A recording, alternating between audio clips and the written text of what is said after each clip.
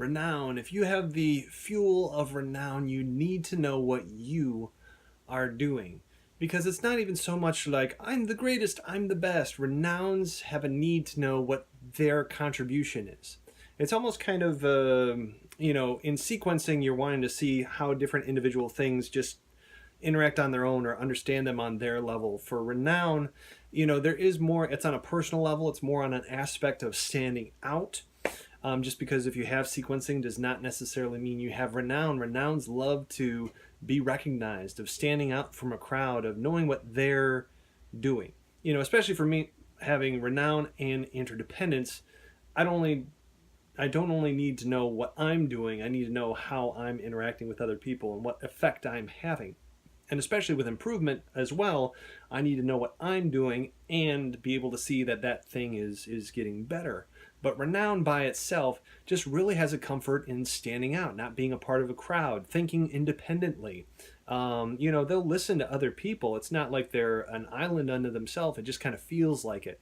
And even the more common ones like renown with the 4%, that still leaves 96 people in the statistical room saying, does it always have to be about you? It's not really the case, but if you have renown, you're looking to differentiate, to not be just seen as a block. If people stereotype you or use terms that are just kind of associating group identities to you, it's really bothersome.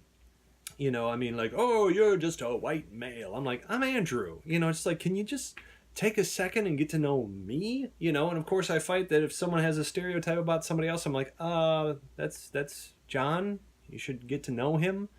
And it really serves the world around you, because there are times where either people get lost in groupthink or they have difficulty just kind of understanding how they themselves are interacting with all these different things.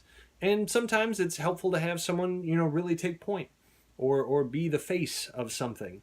And renowns are willing to do that many times, as it's, by being the only one, to be the first to be the only. There's a chance that, if you find an entrepreneur who's doing something by themselves, or a very individual performer, in sports terms are more likely to do golf or archery than team sports, where it's more difficult to really nail down what they're doing. If they're in the football situation and they're blocking this one guy and it doesn't get to the quarterback, it's like, well, yeah, I blocked him, but it's like, did I really, was he really the guy that was gonna, get the quarterback? Or there's all these factors where I can't really know what I'm doing. But whenever someone has renown and they can serve the world through really being the first, being only, standing on their own 2 feet, it's probably going to be a good idea for everybody if they're able to do that.